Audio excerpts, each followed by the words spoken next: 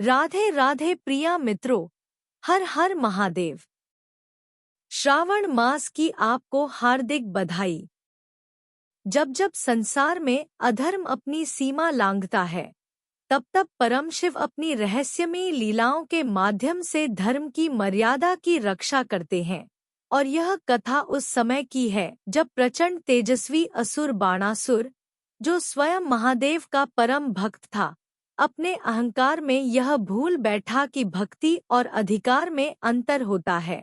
कैलाश की तपती हुई बर्फों के बीच बाणासुर ने सहस्त्र वर्षों तक महादेव की उपासना की, और जब महादेव उसके सामने प्रकट हुए, तब उसने वर मांगा, प्रभो, मेरे पास सहस्त्र भुजाएं हों और मैं ऐसा योद्धा बनूं जिसे कोई पराजित न कर सके।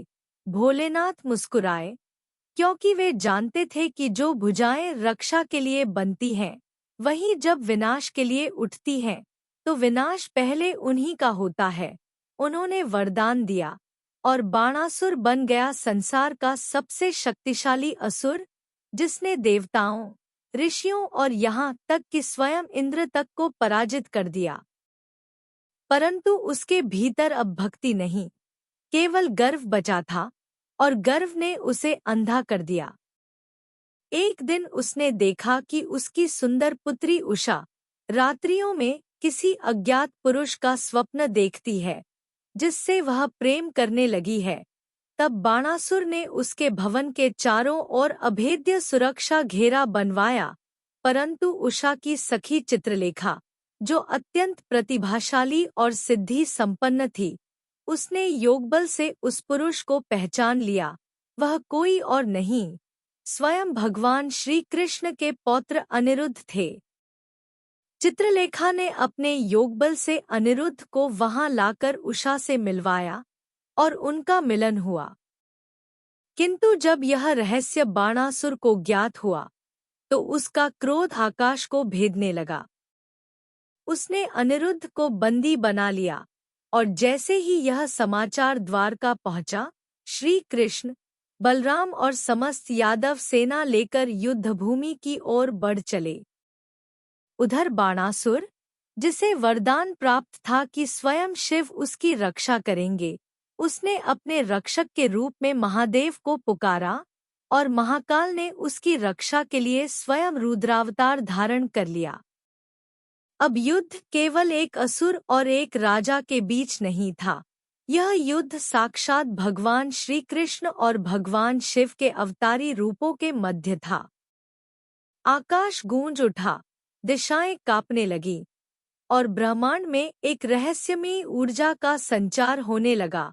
जहां एक ओर त्रिशूल था, वहीं दूसरी ओर सुदर्शन चक्र, एक ओर नटराज की तांडव गति, दूसरी ओर योगेश्वर की लीला। यह वह युद्ध था जो युद्ध होकर भी कभी युद्ध नहीं था। यह वह टकराव था जो दिखता था विनाश के रूप में, पर भीतर था सृजन की तैयारी।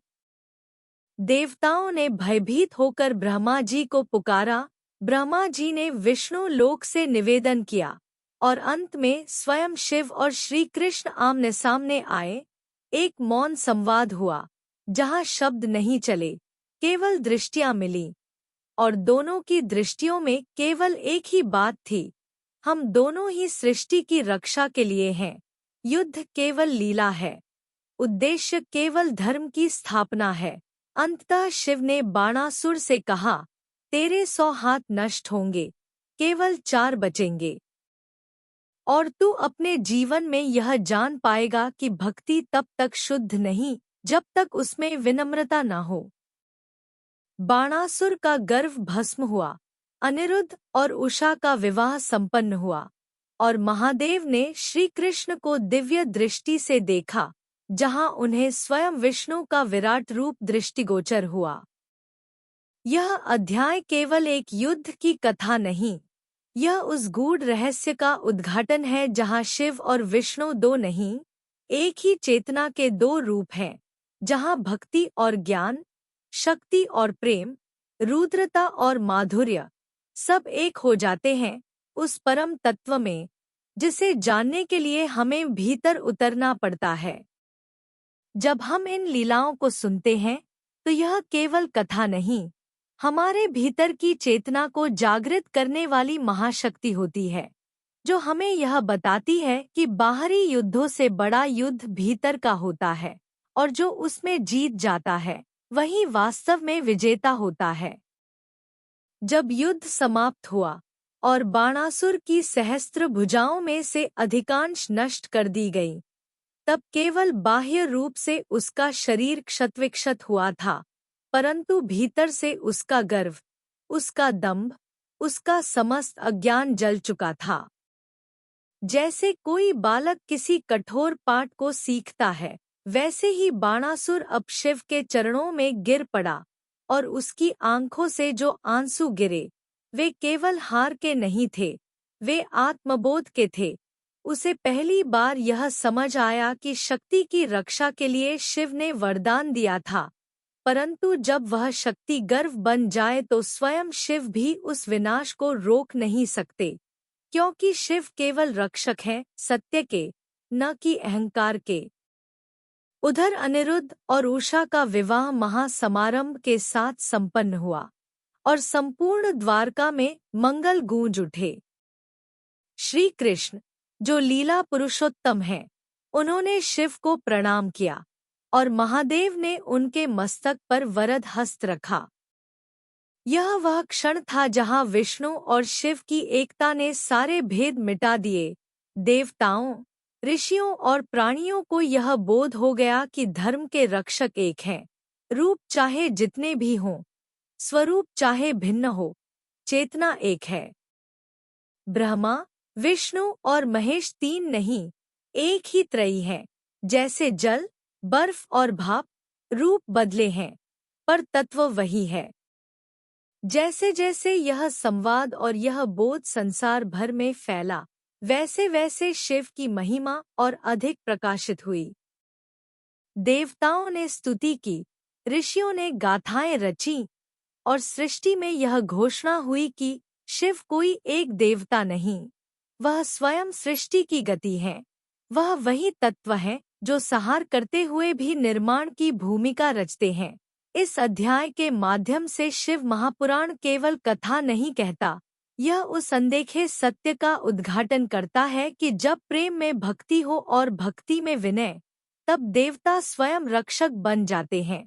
पर जब भक्ति में गर्व हो और गर्व में परपीड़न, तब ईश्वर भी उस भक्त को पाठ पढ़ाते हैं। बाणासुर का पराभव इसीलिए केवल शस्त्रों से नहीं, ज्ञान से हुआ। शिव और श्री कृष्ण का यह मिलन केवल दो देवताओं की मित्रता नहीं, दो दिव्य शक्तियों का संगम था, जिससे संपूर्ण ब्रह्मांड में धर्म की स्थापना और संतुलन की पुनर्स्थापना हुई। यह कथा हम सभी को यह सिखाती है कि संसार में शक्ति पाना ही उद्देश्य नहीं है, उस शक्ति का सही प्रयोग ही धर्म है। यदि हमारे भीतर शिव का तेज है तो उसके साथ श्री कृष्ण की विनम्रता भी होनी चाहिए। जीवन तभी पूर्ण है जब हम विनाश और सृजन, तांडव और रास, दोनों के रहस्य को जान ले। यह अध्याय जब हृदय से पढ़ा जाए तो वह हमारे भीतर की बुराइयों से लड़ने की प्रेरणा देता है, और जब आत्मा से सुना जाए तो वह शिव के प्रति अपार श्रद्धा भर देता है। अंततः शिव के करुणामयी स्वर ने बाणासुर से कहा, तू मेरा भक्त है, पर अब मेरा सच्चा भक्त बन, जो केवल मेरी शक्ति से नहीं, मेरी दया से भी जुड़ा हो। और उसी क्षण बाणासुर की आंखें छलक उठीं और उसने कहा, प्रभो, अब मैं जान गया कि आप केवल रुद्र नहीं, करुणा के सागर भी हैं। इसी करुणा से संसार चलता है और यही शिव तत्व है। वह जो प्रलय बनता है, वह सृजन की भी जड़ है। यही अध्याय 13 का सार है। शिव की महिमा में छिपा हुआ धर्म, प्रेम और आत्मबोध का प्रकाश, जो अंधकार में भी दिशा देता है। इस सावन श्रृंखला में हम संपूर्ण शिवपुराण को ऐसे ही छोटे छोटे अध्याय में आपके सामने प्रतिदिन प्रस्तुत करेंगे, अगर आपको यह अध्याय पसंद आया हो और ऐसे ही आगे के अध्यायों को जानने में आपकी रुचि हो, तो हमारे चैनल युज्ञान को सब्सक्राइब कर ले। मिलते हैं आपसे इस सावन श्रृंखला के अगले अध्याय में। नमः शिवाय। हर हर महादेव।